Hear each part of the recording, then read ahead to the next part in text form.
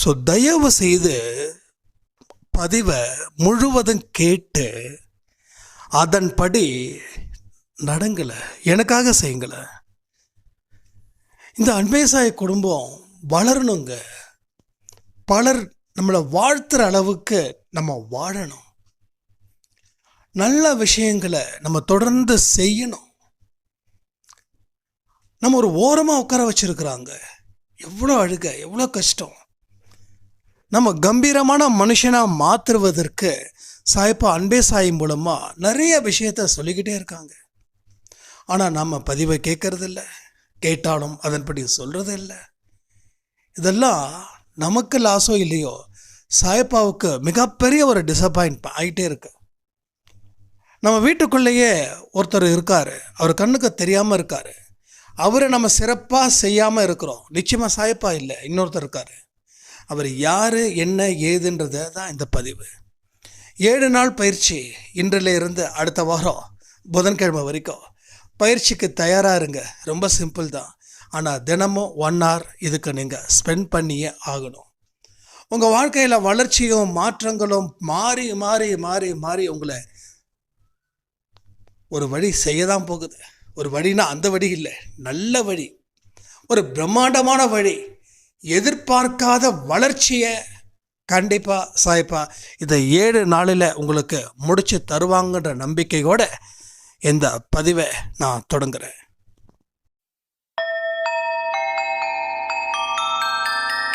ஓம் சாயிரா சாயிரா, ஓம் சாயிரா சாயிரா, ஓம் சாயிரா சாயிரா, அன்பே சாயிரா, பேரன்பே சாயிரா, அகிலம் தளிக்க ஆத்மா விழிக்க அனுதினம் சாயிரா, எங்கள் அன்பே சாயிரா.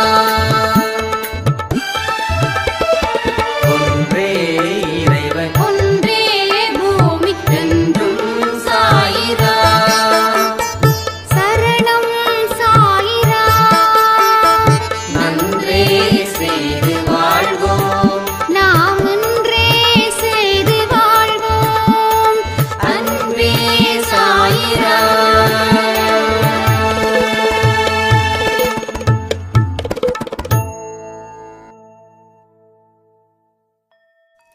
சைரா, என் உயிரின் உயிரானவர்களே, முதல்ல ஒரு முக்கியமான ஒரு பிரார்த்தனை. கேரளாவில் வயநாடில் மிகப்பெரிய அளவில் மக்கள் இறந்துருக்காங்க. ஸோ அவங்களுடைய ஆத்மா சாந்தி அடையணும். இன்னும் யாரெல்லாம் இடிபாடுகளில் இருக்காங்களோ உயிர் சேதங்கள் வராமல் சாயப்பா அவங்க கூட இருந்து அவங்கள காப்பாற்றணுன்னு பிரார்த்தனை பண்ணி இந்த பதிவை நான் ஆரம்பிக்கிறேன். குடும்பத்தில் தொடர்ந்து பிரச்சனைகள் இருப்பதற்கு காரணம், குடும்பத்தில் போதிய,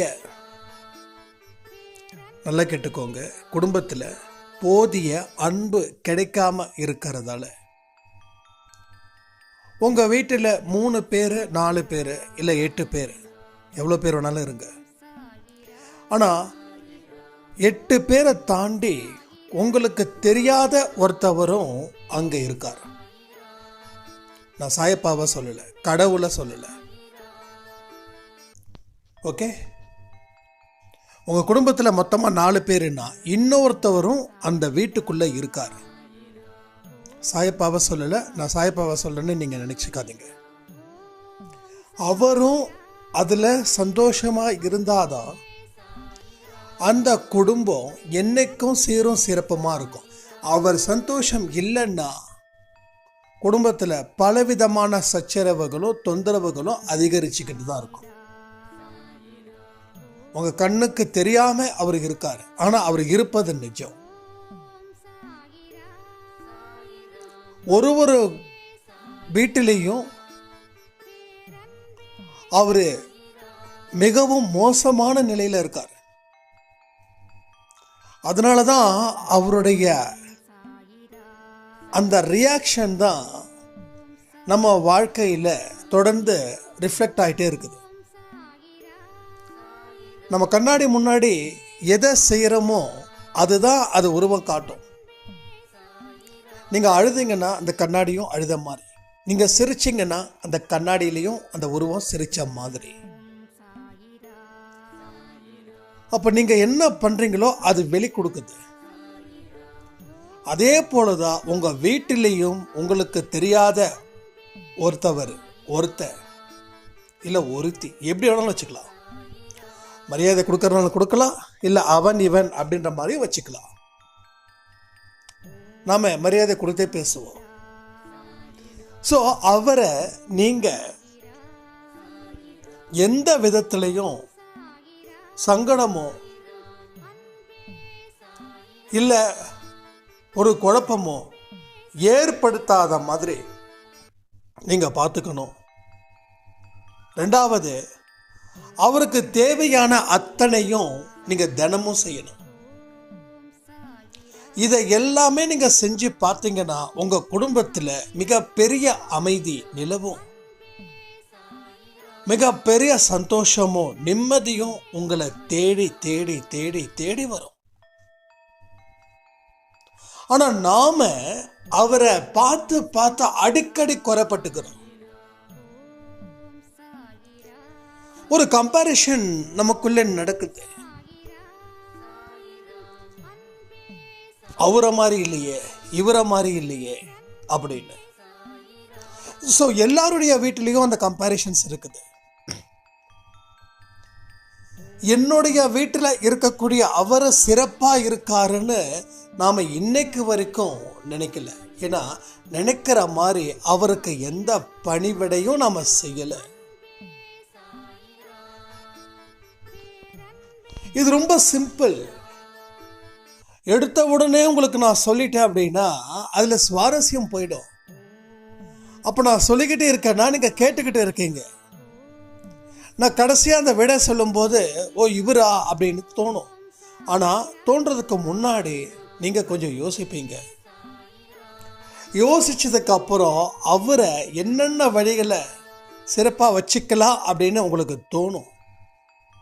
தினமும் எக்ஸ்ட்ரா 1 மணி நேரம் நீங்கள் அவருக்காக நேரத்தை ஒதுக்கணும். 1 மணி நேரம் ஒதுக்கணும். அப்போ ஒரு நாளைக்கு 1 மணி நேரம், 30 நாளைக்கு 30 மணி நேரம். ஸோ 365 நாளைக்கு 365 மணி நேரம். ஒரு நாளைக்கு 1 மணி நேரம்னா ஒரு வருஷத்துக்கு 325 மணி நேரம். ஸோ இன்னைக்கு வெட்னஸ்டே, அடுத்த வெட்னஸ்டே 7 நாள் பயிற்சி. கலந்துக்க தயாரா? நம்ம 48 நாள் பயிற்சியில் தொடர்ந்து செய்கிறோம். அடுத்த 7 நாள் பயிற்சியில் டிவி பார்க்காம இருந்தோம், அதில் நம்ம வெற்றி அடைஞ்சோம். இப்போ இந்த 7 நாள் பயிற்சி அடுத்த 7வது நாளில், அடுத்த வாரம் வெட்னஸ்டே அன்னைக்கு நான் உங்ககிட்ட ரிப்போர்ட் கேட்பேன். எப்படி இருந்துச்சு இவரை நீங்கள் பராமரிச்சதால? உங்கள் மனசில் எப்படி இருந்துச்சு? உங்கள் மனசில் இப்போ எந்த மாதிரியான தாட் இருக்குது? உங்கள் மனசில் இருக்கக்கூடிய அந்த கோபம், அந்த குழப்பம் தீர்ந்துச்சா? இதெல்லாம் நான் உங்களுக்கு கேள்விகள் நிச்சயமாக கேட்பேன். நானும் இனிமேல் டைரியில் மெயின்டைன் பண்ண போகிறேன். என்ன பயிற்சி, எத்தனை நாள் ஆரம்பிக்குது, எத்தனை நாள் முடியுது, நாம் எப்போ கொஸ்டின்ஸை ரைஸ் பண்ணணும், எல்லாமே. என்னோடய வாட்ஸ்அப் நம்பர் எல்லாருக்கும் தெரியும்னு நினைக்கிறேன். யாராவது இங்கே கமெண்ட் பாக்ஸில் கேட்டாங்கன்னா என்னோடய நம்பர் தயவுசெய்து கொடுங்க. ஏன்னா நிறைய ஸ்டேட்டஸ்லேயும் நான் சில ஆடியோஸை கொடுக்கலான் இருக்கேன் நான். ஸோ தொடர்ந்து அன்பே சாய் ஆடியோவை நீங்கள் பார்த்துட்டு இருக்கீங்கிறத நான் நம்புகிறேன். பாதி பேர் பார்க்குறீங்க, பாதி பேர் பார்த்துட்டு செயல்படுறீங்க. ஸோ பார்த்துட்டு செயல்படுறவங்களுக்கு தான் வெற்றி. பார்க்குறவங்களுக்கு பார்க்காதவங்களோட கம்பேர் பண்ணும்போது இட்ஸ் அ பெஸ்ட், அவ்வளோதான்.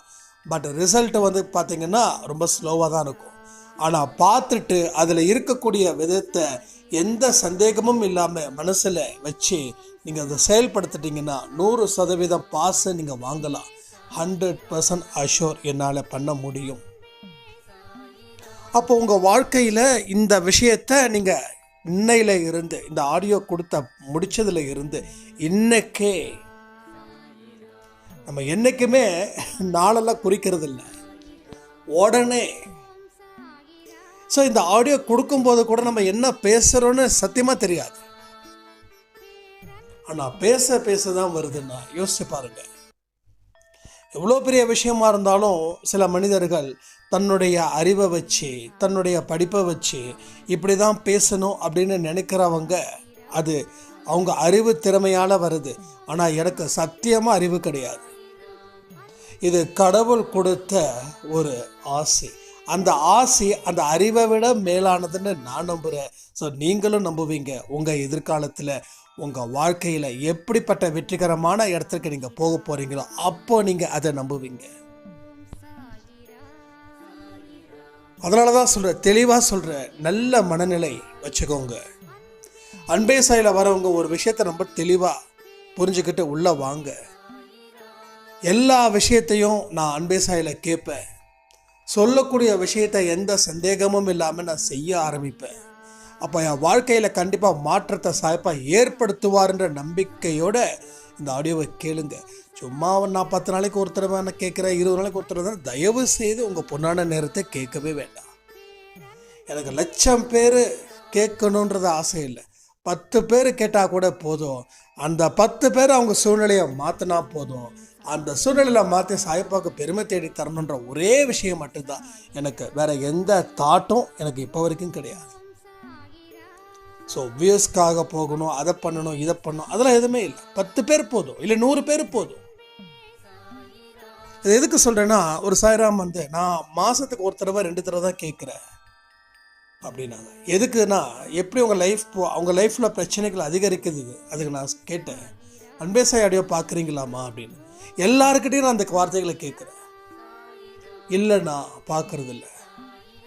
அப்போ பார்க்காம எப்படிமா பிரச்சனை தீரும்? இல்லைண்ணா நான் மாதத்துக்கு ஒரு நாளோ இல்லை மாதத்துக்கு 2 நாளோ தான் பார்க்குறேன். உங்கள் ஃபோன் இல்லையாம்மா? இருக்குதுண்ணா. டேட்டா இருக்குதா? இருக்குதுண்ணா. ஏம்மா பார்க்கலண்ணா? பார்க்கணுன்னு நினச்சா பார்க்க முடியாதாம்மா அப்படின்னா, பார்க்கலாண்ணா, ஆனால் என்ன பிரச்சனைன்னு தெரிலண்ணா. தெரியுதா உங்களுக்கு? இப்போது நிறைய பேர் ஆடியோவை கேட்காம வாட்ஸ்அப்பில் கேள்வி கேட்டு பதில் எதிர்பார்க்குறீங்க. ஷார்ட் மெத்தடில் நான் யாருக்கும் பதில் சொல்ல விரும்பலை. ஏன்னா 2 நிமிஷத்தில் எதையுமே சொல்ல முடியாது. 2 மணி நேரம் நான் பேசினாலும் 10 நிமிஷம்தான் உங்களுக்கு உங்கள் மைண்டில் சில விஷயத்தை ஒத்துக்க முடியும். நீங்கள் கேட்குறதுக்கும் நான் சொல்கிறதுக்கும் சான்ஸே கிடையாது வாட்ஸ்அப்பில் கேட்கும்போது. அதனால் தொடர்ந்து கேட்டால் மட்டும் பத்தாது, அதில் இருக்கக்கூடிய விஷயத்தை உடனே செய்யணும். உங்களை எந்த ஒரு விஷயத்தையும் வெளியில் போய் செய்யணும், உள்ளே போய் செய்யணும்னு சொல்லலை. எல்லாமே இங்கவே இப்போவே தான் இருக்கு. அப்போ வீட்டுக்குள்ளே ஒருத்தர் இருக்கிறாருன்னா எல்லாருமே வீட்டில் தானே இருக்கோம். இப்போ நீங்கள் வேலையில் இருக்கீங்க, வீட்டுக்கு போவீங்க தானே? ஒரு 8-8:30 மணிக்கு போவீங்க தானே வீட்டுக்கு நைட்டு? அப்போ இன்றைக்கே செய்யணுன்னா ஓகே, ஒரு 1 hour பெர்மிஷன் போடுங்க. பாசிபிள் இருக்கா இல்லையா? நாம் நினச்சா 1 hour பர்மிஷன் கேட்கலாமா, கேட்க முடியாதா? பெர்மிஷன் கேட்டு கொடுக்கல, ஓகே சந்தோஷம். 8:30 மணிக்கு வீட்டுக்கு வாங்க. வந்துட்டு முதல்ல நான் வீட்டில் இருக்கிறவரை கொஞ்சம் கவனிங்க. முடிஞ்ச அளவுக்கு ஸ்டார்ட் பண்ணிவிடுங்க. ஸோ இன்றைக்கி ஸ்டார்ட் பண்ணிவிடுங்க. இப்போவே ஸ்டார்ட் பண்ணிவிடுங்க. நான் சொல்கிறது 1 hour தான் கேட்குறேன். இல்லைண்ணா 10 மணிக்கு தான் வந்தேன். எஸ், 10 மணிக்கு வந்தீங்களா? உங்களுக்கு முடிஞ்ச அளவுக்கு ஒரு 15 to 20 minutes ஆகுது வீட்டில் இருக்கிறவரை கவனிங்க. அதுதான் முக்கியமான விஷயமா இங்கே இருக்கு. அப்போ நீங்கள் நான் சொல்கிறத நம்பணும், நம்பி தான் செய்யணும். பார்க்கலாம், செஞ்சால் பார்ப்போம். இவர் சொல்கிறாரு இவ்வளோ தூரம், பாவம் பேசுகிறார் என்கிட்ட. இப்படி கூட சில பேர் நினைக்கலாம், பாவம் இவ்வளோ தூரம் பேசுகிறாரு, பாவமாக இருக்குது, செஞ்சுதான் பார்ப்போம். இப்படிலாம் நடந்துடாது. ஏன்னா யார் மேலேயும் பாவம் பார்க்கக்கூடாது, பரிதாபம் பார்க்கக்கூடாது. அன்பே சாயோட ரூல்ஸ் அண்ட் ரெகுலேஷன்ஸ் இதுதான். நம்ம அன்பே சாயில் கண்ணு தெரியாமல் ஒரு சாய்ராம் இருக்காங்க. அவங்களுக்கு ஏஜ் வந்து 25. அவங்களால நடக்கவும் முடியாது. அவங்க எப்போ பேசுனாலும், என்கிட்ட பேசுனாலும் நான் கான்ஃபிடெண்ட்டாக தான் பேசுவேன். கான்ஃபிடெண்ட்டாக பேசணுன்றதுக்காக நான் கான்ஃபிடெண்ட்டாக போனேன். நான் நேச்சுரலாகவே கான்ஃபிடெண்ட்டாக தான் பேசுவேன். அப்போ வந்து அவங்க சொன்னது ஒரே ஒரு விஷயம்னா, இது வரைக்கும் என்கிட்ட பேசுனவங்கெல்லாம் பரிதாபப்பட்டாங்க, காசு உதவி வந்து செஞ்சாங்க. ஆனால் நீங்கள் ஏன் என் மேலே பரிதாபப்பட மாட்டேன்றீங்க? எனக்கு கஷ்டமாக இருக்குது அப்படின்னாங்க. நான் சொன்னேன், இந்த பாருமா, நீ என் தங்கச்சி. இந்த சந்தோஷோட அக்காவோ சரி, தங்கச்சியும் சரி, அம்மாவும் சரி, பரிதாபத்துக்கு உரிய மனுஷர்களே கிடையாது. நீங்கள் என்ன உங்கள் அண்ணாவாக நினச்சிங்கன்னா, என் கூட நீங்கள் பிறந்தது உண்மையாக இருந்துச்சுன்னா, என்னமோ ஜென்மத்தில் பிறந்திருக்கோம். உண்மையே இது இல்லை, எல்லாமே ஒரு கனெக்ஷன் இருக்கு. என்னமோ ஜென்மத்தில் நீங்கள் எல்லாருமே என் கூட பிறந்தவங்களா இருக்கலாம், இல்லை உங்களோட பிள்ளையா இருக்கலாம், இல்லை நீங்கள் என் பிள்ளைங்களா இருக்கலாம். ஓகே, அதெல்லாம் இருக்கு. அப்போ இந்த ஜென்மத்தில் பிறக்கலைன்னா போன ஜென்மத்தில் பிறந்திருக்கலாம். கண்டிப்பாக பிறந்து இருப்போம். பிறக்காமலாங்க இவ்வளோ அன்பு கிடைக்குது. வாரி வாரி வழங்குறோம் இங்கே. நீங்கள் எந்த அளவுக்கு வாரி வழங்குறீங்களோ அந்த அளவுக்கு நானும் வாரி வழங்குறேன். உடனே சில பேருக்கு கோபம் வரும், எத்தனை மெசேஜ் பண்ணீங்க, ரிப்ளை பண்ணீங்களா? நான் ஒரே விஷயம் சொல்கிறேன், ஒரு நாளைக்கு 10 மெசேஜ் வந்தால் 10 ரிப்ளை பண்ணிடலாம், 100 வந்தால் கூட பண்ணிடலாம், 500 வந்தா. இதை நான் பெருமைக்காக சொல்லலை, நான் பந்தா பண்ணுறேன்னு நினைக்க வேண்டாம். நான் என்ன ப்ராக்டிக்கலோ அதை தான் நான் சொல்கிறேன். நல்லா புரிஞ்சுக்கோங்க, அதை ஒன்று தான் நான் சொல்கிறேன். என்னால் முடியல, நிறைய மெசேஜஸ் வருது. நான் பிஸ்னஸ்லேயும் ஓடணும். நான் அதனால தான் பொதுப்படையாக இந்த தளத்தை எடுத்துக்கிறேன், யூடியூப் தளத்தை. இதில் நான் பேசுகிறேன், நீங்கள் கமெண்ட் பண்ணுறீங்க, இதுலேயே நான் பேசுகிறேன். நீங்கள் ஒரு கமெண்ட்டையும் நான் படிக்கிறேன். நான் படிக்காமல் போகலையே, படித்தா மட்டும்தான் நான் டெக் பண்ணுறேன். ஒரு ரீசெண்டாக ஒரு சாயிரா வாழ்க்கையை முடிச்சுக்கணும்னு நினைக்கிறேன், அவங்களுக்கு நான் உடனே அதில் பதில் பேசுனேன். எனக்கு யூடியூப்பில் இருக்கக்கூடிய கமெண்ட்ஸை நீங்கள் இது பண்ணும்போது, அதில் பேசும்போது, அதில் மிகப்பெரிய சந்தோஷமும் நம்பிக்கையும் எனக்கு கிடைக்குது. அப்போது அவங்க சொல்லும்போது கரெக்டு தான் அப்படின்னு எனக்கு அவங்களுக்கு மேலே பரிதாபமே படலை. நம்ம இருந்தால் இப்போ எதுக்கு சொல்கிறேன்னா, அவங்க அன்பே சாய் ஆடியோவை தினந்தோறும் கேட்குறாங்க. காலை அண்ட மாலை. காலையில் 12 மணி ஆடியோவை நைட்டு கேட்குறாங்க, நைட்டு கொடுக்குற ஆடியோவை அடுத்த நாள் காலையில் கேட்குறாங்க. ஸோ 2 ஆடியோவும் கேட்குறாங்க. ரீபப்ளிஷ் பண்ணால் கூட அதுவும் கேட்டுடுறாங்க.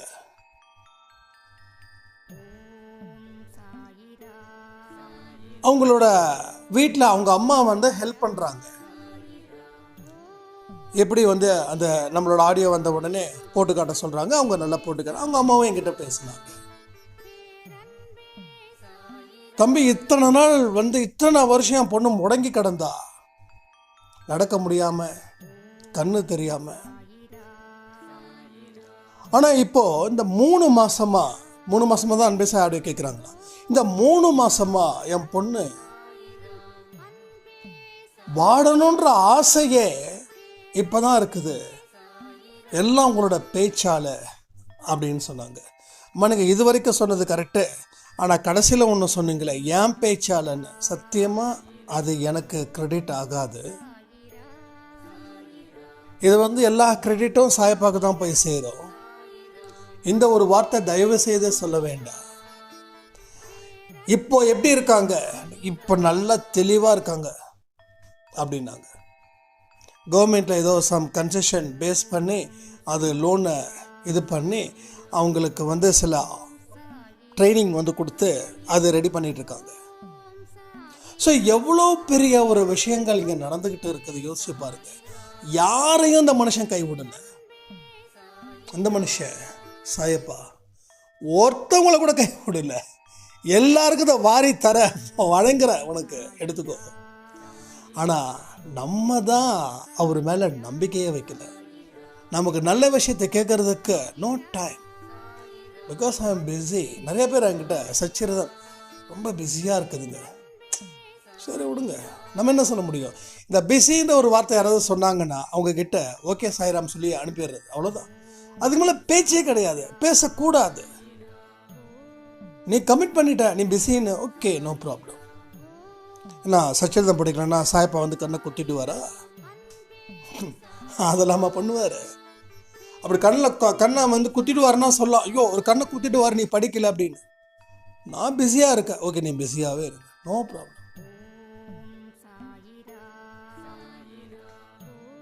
அப்போ எனக்குள்ள ஒரு கேள்வி கேட்குது, எப்போ நீ சாப்பிட்றதுக்கு 3 வேளை சாப்பிட்ற, 10 மணிக்கு சாப்பிடக்கூடியதை கூட 12 மணிக்காவது சாப்பிட்டுடுறேன். 2 மணிக்கு சாப்பிட வேண்டியதை 4 மணிக்காவது சாப்பிட்றேன். நைட்டு 8 மணிக்கு சாப்பிட வேண்டியதை 12 மணிக்காவது சாப்பிட்டுடுறேன். ஏன் நீ தான் பிஸியாக இருக்கல்ல, ஒரு வேளை சாப்பாடை கட் பண்ண என்ன பிரச்சனை உனக்கு? நேரம் தான் ஆயிடுச்சு இல்லை. நைட்டு 9 மணிக்கு சாப்பிடணும், வேலை பழு 11 மணி ஆகுது. வீட்டுக்கு வந்து என்ன பண்ணுறோம்? சரி சாப்பிட்ற நேரம் முடிஞ்சிடுச்சு, நம்ம பிஸி ஆகிட்டோம், போய் தூங்கலான்னு தூங்க வேண்டியதானே. ஏன் தூங்கலை? அந்த நேரத்தில் வீட்டில் என்ன இருக்குதோ அதை சாப்பிட்றோம்.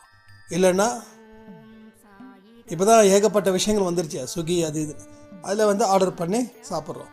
அப்போ இதுக்கெல்லாம் பிஸியாக இருந்தாலும் அந்த வேலையை செஞ்சிடுறேன். ஆனால் சச்சரிதம் படிக்கிறதுக்கு மட்டும் நீ பிஸின்னா நான் எப்படி நம்புறது?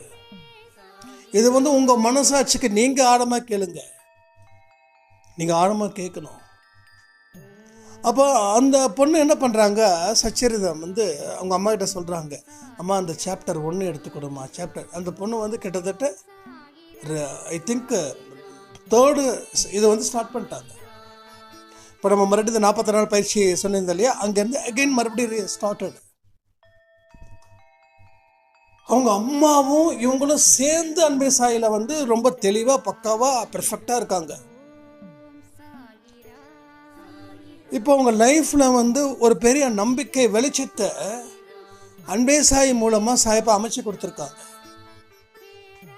அப்போ எல்லா விஷயங்களும் இங்கே பரிபூர்ணமாக சக்ஸஸ்ஃபுல்லாக நடக்குது. நடக்காமல் இல்லை, நடக்குது.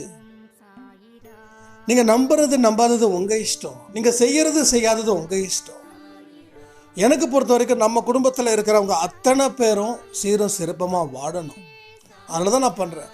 எத்தனை பேர் கேட்குறாங்க, அத்தனை பேரில் எத்தனை பேர் கேட்குறது எனக்கு முக்கியம் இல்லை. எத்தனை பேர் கேட்டு அதன்படி நடந்து சாயப்பாக்கு பெருமை சேர்க்குறாங்க, அதில் நீங்களும் ஒன்றா இருக்கணும்னு என்னோட ஆசை. என் ஆசையை நீங்கள் நிறைவேற்றுவீங்கிற நம்பிக்கையோட தான் நான் பேசிகிட்டு இருக்கேன் தொடர்ந்து. அப்போது நம்ம வீட்டில் இருக்கிறவர் யார்? விஷயத்துக்கு வருவோமா? நான் விஷயத்தை மட்டும் பேச முடியல என்னால். இப்போ நம்ம வீட்டுக்குள்ளே இருக்கிறவர் யார்? இது வரைக்கும் நீங்கள் யோசித்து பார்த்தீங்களா யாரா? ஸோ வீட்டை பராமரிக்காமல் இருக்கிறவங்க வீட்டில் தரித்திரம் மட்டும்தான் நிற்கும். ஒரு சின்ன ஒட்டடை இருந்தால் கூட அதை கூட நீங்கள் தட்டி எடுக்கணும். உங்கள் பாத்ரூம் க்ளீனாக இருக்கட்டும், உங்களோட பின்பக்கம் இருக்கக்கூடிய வாசல் அது க்ளீனாக இருக்கணும், உங்கள் குப்பை டப்பா கூட க்ளீனாக இருக்கணும். குப்பை டப்பாவை குப்பையை கொட்டின உடனே க்ளீன் பண்ணி அங்கே வைக்கணும். எத்தனை பேரோட வீட்டில் குப்பை டப்பா எவ்வளோ கேவலமாக இருக்குது. சில பேர் குப்பையை 2 நாளைக்கு 3 நாளைக்கு ஒரு தடவை கொட்டுவாங்க. அந்த குப்பைக்குள்ளே ஏகப்பட்ட புழு பூச்சி இருக்கும். இது எல்லாமே வீட்டுக்கு உண்டான தரித்திரங்கள். தரித்திரன்றது உள்ளே வந்துடுச்சுன்னா அந்த வீட்டில் இருக்கக்கூடியவ ஒரு மிகப்பெரிய நல்ல சக்தி, எதுவுமே செய்ய முடியாத அளவுக்கு அது போயிடும். அப்போ யோசிச்சு பார்த்துங்க, இந்த வரக்கூடிய நாட்களில் இருந்து அடுத்த வாரம் புதன்கிழமை வரைக்கும் உங்கள் வீட்டு வாசலில் இருந்து பின்பக்கம் வரைக்கும் எல்லாமே நீட்டாக இருக்கணும். அழுகின பொருட்கள் எதுவுமே இருக்கவே கூடாது. நல்லா புரிஞ்சுக்கோங்க, அழுகின பொருட்கள் எதுவுமே இருக்கவே கூடாது. இது முதல் பாயிண்ட். வீட்டில் எந்த மூலையிலையும் ஒட்டடை இருக்கவே கூடாது. இது 2வது பாயிண்ட். 3வது, உங்கள் பாத்ரூமா இது ஹாலான்னு இருக்கிற அளவில் அந்த பாத்ரூம் வந்து நீட் அண்ட் க்ளீனாக இருக்கணும். நம்ம வீட்டுக்கு கெஸ்ட்டு வந்தால் என்னென்ன செய்கிறோம், எவ்வளோ மேலே மெனக்கிடுறோம், அந்த மாதிரி செய்யணும். நான் வந்து ஒரு ரிலேட்டிவ் வீட்டுக்கு ரீசெண்டாக போயிருந்தேன். அப்போ வந்து அதுக்கு முன்னாடி வந்து நான் சொல்லிட்டு போயிருந்தேன், நான் மாதிரி வந்து வரேன் அப்படின்னு. வீடு ரொம்ப நீட்டாக இருந்தது. நான் விட்டு கேட்டேன், என்ன வீடு ரொம்ப நீட்டாக வச்சுருக்கீங்களே அப்படின்னு. எங்கள் வீடு எப்பயுமே நீட்டாக தான் இருக்கும் அப்படின்னு. சரி ஓகே அப்படின்னு நான் ஆக்சுவலாக ஓகே சந்தோஷம். ஏன்னா அவரை பற்றி எனக்கு தெரியும் ஏற்கனவே, நம்ம சொந்தத்தில் இருக்கிறவங்க தெரியாதான் நடந்தது. அப்புறம் எகைன் ஒரு தடவை வந்து சரி சர்ப்ரைஸாக அவர் வீட்டுக்கு போகணுன்னு தோணலை. பட் சரி இவ்வளோ தூரம் வந்துட்டோம், ஜஸ்ட் வந்து தலை காட்டிட்டு போயிடலாம், ஒரு 1 hour டைம் இருக்குது அப்படின்னு சொல்லி அவங்க வீட்டுக்கு போனால் வீடு வீடாகவே இல்லை. ஹாலில் துவைச்ச துணி ஃபுல்லாக கிடக்குது. ஓகேங்களா? நான் முன்னாடி போன வீடானே தெரியல எனக்கு. பில்டிங் ஒன்று தான், ஆனால் வேறு வீடு மாதிரியே இருந்துச்சு. அவ்வளோ அழுக்கு துணிகள், அவ்வளோ இது. இப்போ கெஸ்ட்டு வராங்கன்றதை மட்டும் சுத்தம் பண்ணுறீங்க. ஏன் சுத்தம் பண்ணுறீங்க? அப்படியே விட வேண்டியது தானே? புரியுதா உங்களுக்கு? இதுதான் பிரச்சனை. இங்கே கூட நம்ம வீட்டில் கூட குப்பை லைட்டாக இருந்தால் கூட எனக்கு நான் டக்குன்னு எடுத்து போய் போட்டுருவேன் நான். ஏன்னா அது ஒன்றும் உறுத்துற மாதிரியே இருக்கும். ஆனால் ஒரு காலத்தில் எப்படி திரும்ப இருந்தேன், என்னோடய பெட்டில் நான் போட்ட ஷாக்ஸு கூட அங்கே தான் கிடக்கும். ஷூ போடுற ஷாக்ஸ் இருக்குல்ல, அது கூட அங்கே தான் கிடக்கும். அது எங்கே கிடக்குதுன்னே தெரியாது. அப்படியே அள்ளி இது அப்படியே படுத்து அப்படியே தூங்குறது. நல்லா யோசிச்சு பாருங்க, வெயிலில் ஷாக்ஸை போட்டால் எவ்வளோ எலி சத்தனா தடிக்காது, அந்த அளவுக்கு இருந்த. ஸோ மன தூய்மை வெளியில் இருக்கக்கூடிய சுத்தத்தை வச்சும் தூய்மையாகுது. எல்லாமே நீட். நீங்கள் ஒர்க் பண்ணுற இடமா இருக்கட்டும், அங்கேயும் நீட்டாக வச்சுக்கோங்க. உங்கள் வீடு நீட்டாக வச்சுக்கோங்க. நீங்கள் எங்கெங்கெல்லாம் ஒரு இடத்துல தங்குறீங்களோ நிற்கிறீங்களோ அங்கே நீட்டாக வச்சுக்கோங்க. மகாத்மா காந்தி அவர் ஒரு வீட்டுக்கு போயிருக்காரு. அந்த வீட்டுக்கு போயிட்டு சாப்பிட்டுட்டு குளிச்சுட்டு காலை கடன்லாம் முடிக்கிறதுக்கு பாத்ரூம் போயிருக்காரு. போனதுக்கு அப்புறம் அவர் அந்த டாய்லெட்டை க்ளீன் பண்ணிட்டு வந்திருக்காரு. எது க்ளீன் பண்ணாரு? டாய்லெட்டை. அப்போ என்ன ஆகுதுன்னா, அந்த சுத்தம் எப்படி அந்த மனுஷன், அவ்வளோ பெரிய ஒரு மனுஷன், மகாத்மா, அவரே ஒரு கெஸ்ட் வீட்டுக்கு போயிட்டு அதை பண்ணிட்டு அதுக்கப்புறமா சாப்பிட்டு வந்திருக்கா. அங்கே இருக்கிறவங்க ஷாக்கு, நீங்கள் பண்ணலாமா அப்படின்னு. இல்லை, இது நான் பண்ணணும், இதை பண்ணுறதுல என்ன தப்புன்னு அவர் கேட்குறாரு. ஆனால் நம்ம வீட்டை, நீங்கள் போகிற கெஸ்ட் வீட்டை சுத்தமான வேண்டாம், நம்ம வீட்டை நம்ம சுத்தமாக வச்சுருக்கோமா? இதுதான் விஷயமே.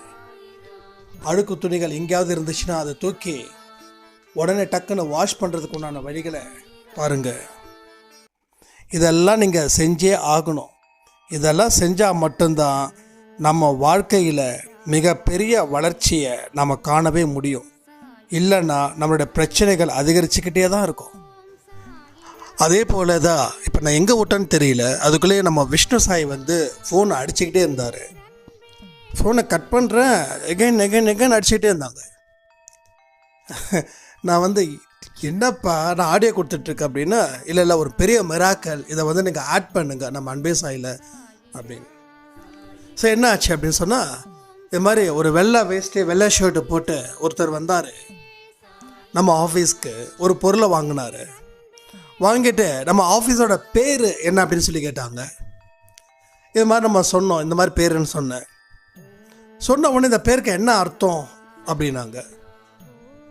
அப்படின்னு அவர் கேட்டார். அதுக்கு நான் சொன்னேன், இல்லைங்க, இது மாதிரி நாங்கள் சாயப்பாவோட டிவோட்டி, பட் அவரோட பேரை வச்சு எதுவும் பண்ணக்கூடாதுன்னு நாங்கள் பண்ணுறோம் அப்படின்னு. ஏன் அவர் பேரை வச்சு பண்ணக்கூடாது அப்படின்னு அவர் கேட்டாரா?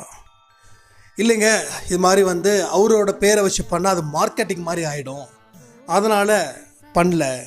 ஆனால் நாங்கள் ஏதோ வீட்டில் இருக்கக்கூடிய பேரோடைய எல்லாம் இனிஷியல் நேமில் வர ஃபஸ்ட் நேமு, செகண்ட் நேமு இதெல்லாம் வச்சு பண்ணும்போது அது ஆட்டோமேட்டிக்காக இப்படி சேர்ந்துருச்சு அப்படின்னு. அப்புறம் இதெல்லாம் சொல்லிவிட்டு, ஓ பரவாயில்ல சூப்பர் அப்படின்னு நம்ம ஆஃபீஸில் ஒரு விளக்கு ஒன்று வச்சுருக்கோம். இது பாருங்கள், இது எல்லா இடத்துலையும் சாய்ப்பா வந்துட்டுருக்காரு. இப்போ தான் நான் ஆடியோ சொல்லிகிட்டு இருக்கேன். இந்த ஆடியோ நான் பாஸ் பண்ணிவிட்டு நான் விஷ்ணு சாய்கிட்ட என்னாச்சு ஏதாச்சுன்னு கேட்கும்போது அவர் விடாமல் அடிக்கிறாரு. 3-4 வாட்டி அடிக்கிறாரு ஃபோனு. எப்பயுமே நான் கட் பண்ணிட்டா சரி ஆடியோ கொடுத்துட்ருப்பாங்க அப்படின்னு நினச்சி விட்ருவாங்க. அப்போ நம்ம வீட்டில் ஒரு விளக்கு வச்சுருந்தோம். அதை காற்று போகாத மாதிரி ஒரு விளக்கு, கிளாஸ் போட்டு மெல்லிஸாக எரியும். அப்போது நீங்கள் ஆஃபீஸோட பேர் என்ன அப்படின்னு கேட்டாங்க. ஆஃபீஸோட பேர் கிட்டத்தட்ட துவாரகாமாயோட ரிலேட்டடாக தான் நம்ம ஆஃபீஸோட பேர் வச்சுருக்கோம். துவாரகாமாய் தானே இதில் மெயின் கான்செப்ட். ஆமாம். இப்போ துவாரகாமாயில் விளக்கு எப்படி எரியும்? பெருசாக தானே எரியும். ஏன் ரொம்ப சின்னதாக எரிய விட்ருக்கீங்க அப்படின்னு. அடுத்த தடவை வரும்போது விளக்க மாற்றணும் அப்படின்னு அவர் சொன்னார். ஏன்னா இந்த விளக்கு மாற்றணும்னு சொல்லி எனக்கு 1 மாதத்துல இருந்தே சாயப்பா எனக்கு குரல் கொடுத்துட்ருக்காரு. நம்ம நேட்டிவ் பிளேஸில் சாயப்பா கோயிலுக்கு போனோம். இங்கே அங்கமுத்து சாய்ராம் கேட்டார்னா டக்குன்னு பிடிச்சிருவார். அப்போ வந்து சாயப்பா பக்கத்தில் ஒரு விளக்கு, ஒரு எப்படின்னா ஒரு கிளாஸ் போட்டு தான் இருக்கும் உள்ளே. ஆனால் விளக்கு வந்து கிட்டத்தட்ட 2 அடி 3 அடியில் குத்து விளக்கு. அந்த குத்து விளக்கு எரியும். அந்த குத்து விளக்கை சுற்றி அந்த கிளாஸை வந்து போட்டு வச்சுருப்பாங்க. அது மாதிரி விளக்கு வாங்கணும்னு எனக்கு ரொம்ப ஆசை. ஆனால் எங்கே கிடைக்கும் அப்படின்னு தெரில. தேடினா நிச்சயமாக கிடைக்கும். நான் வந்து ஒரு மாதத்தில் இருந்தேன் அதை வந்து பார்த்துட்ருக்கேன் நான். ஸோ வாங்கணும். அப்போ வந்து அவர் சொல்லிட்டு போயிட்டாரா, விளக்கு பெருசாக தான் எரியணும்னு. ஓகே, எரிய விட்டுறலாம் அப்படின்னு. அடுத்தது, நீங்கள் சச்சரிதம் படிக்கிறீங்களா இல்லையா அப்படின்னாரு. இவர் நம்ம ஆளை பொறுத்த வரைக்கும், அதை நம்ம விஸ்வசாயை பொறுத்த வரைக்கும் கோதுமை மாவு அரைக்கிறதுல கரெக்டாக படிச்சுடுவார். அது மீறி போனால் ஒரு 10 சாப்டர் போவார். அதுக்கப்புறம் மறுபடியும் ரிவர்ஸில் வந்துடுவார். 10வது சாப்டருக்கு மேலே அவருக்கு இது வரைக்கும் உருப்படியாக படித்ததில்லை. அப்போ கிட்டத்தட்ட சொல்லக்கூடிய நானும் அப்படி தான். இப்போ தான் வந்து ஓரளவுக்கு கொஞ்சம் கண்ட்ரோல் பண்ணி படிச்சுட்டு இருக்கேன் நான். ஏன்னா சொன்னவனே படிக்கலைன்னா நல்லா இருக்காதுல்ல. அதுக்காக உங்ககிட்ட சொன்னதுக்காக நான் படிச்சுட்டு இருக்கேன். ஏதோ ஒரு இடத்துல சாயப்பா என்ன படிக்க வைக்கிறாரு. அப்போ வந்து சச்சரிதம்னா படிக்கிறது இல்லையாண்ணா? இல்லை, படிக்கிறது இல்லைங்க. சத்தியம் பண்ணுங்க அப்படி சத்தியம் பண்ணி கேட்குறாரு. நீங்கள் இனிமேல் சச்சரிதம் டெய்லியும் படிக்கணும், இது சத்தியம் அப்படின்னாரு. நீங்கள் சச்சரிதம் படிக்கணும். உங்கள் கூட ஒருத்தர் இருப்பார், நீங்கள் அதை என்ன சொல்கிறாரு, நீங்களும் அவரும் இன்னும் சிறப்பாக செமையாக வாழ்வீங்க, நான் அடித்து சொல்கிறேன்னு சொல்லி டேபிளில் அடித்து சொல்லிட்டு போயிட்டார். அவர் வந்து புதுசு, நம்ம பழைய கஸ்டமர்னா கூட ஓகே, நம்மளை பற்றி தெரியும், என்ன எதுன்னு தெரியும். நம்ம புதுசு ஒன்றே அன்பே சாய் சின்ன ஸ்டிக்கர் மாதிரி இருக்கும். ஆனால் நம்ம யூடியூப் வச்சுருக்கோம், எங்கேயும் யாரும் சொன்னது கிடையாது. பட் அதெல்லாம் பார்க்க மாட்டாங்கன்னு ஒரு நம்பிக்கையில நம்ம கொடுக்குறோம். அன்பே சாய் 3 இதை வந்து ஒரு 2 இதை வந்து கொடுத்த உடனே, இப்படி தான் பாரு பல உருவத்தில் என்கிட்ட இருக்கிறாரு அப்படின்னு சொல்லிட்டு போயிருக்காங்க. ஸோ நான் என்ன சொன்னேன் உங்ககிட்ட, எல்லா மனுஷனுக்கும் உதவிகள் செய்வார். அந்த நம்ம தங்கச்சிக்கும் பண்ணாரா, இப்போ நமக்கும் ஆஃபீஸ்க்கு வந்து பண்ணுறாரா, விச்சுக்கும் ஒரு பாடத்தை எடுத்தாரா. ஸோ எல்லாத்துக்கும் பாடத்தை எடுப்பதில் நம்ம சாயப்பாவை விட்டா ஆளே கிடையாது. அதனால் புரிஞ்சுக்கோங்க, தயவு செய்து புரிஞ்சுக்கோங்க. எனக்காக ஆடியோவை முழுசாக கேளுங்க. கேட்டுட்டு அதில் சொல்லக்கூடிய விஷயத்தை தயவு செய்து செய்யுங்களேன். நம்ம குடும்பம் நல்லா இருக்கணும்ல, அதுக்கு தானே இவ்வளோ தூரம் பாடுபடுறோம். ஸோ நம்புகிறேன் நீங்கள் நல்லபடியாக செய்வீங்கன்னு. ஸோ வாழ்க்கையில் நம்ம எல்லாருமே வாழணும், ஒன்றா சேர்ந்து இருக்கணுன்றது தான் சாய்ப்பாவோட எண்ணம். அதன்படி நம்ம வாழ்க்கையை மாற்றி அமைச்சிக்கிறதுல நாம் ரொம்ப தெளிவாக இருக்கணும்னு சொல்லி இன்றைக்கி ரொம்ப நாள் கழிச்சு சாய்பா கோயிலுக்கு போகலான்னு இருக்கேன். போயிட்டு நம்ம அன்பே சாய் குடும்பத்துக்காக பிரார்த்தனை பண்ணிட்டு வரேன்னு சொல்லி இந்த பதிவை நான் முடிக்கிறேன். ஜெய் சாய்ராம்.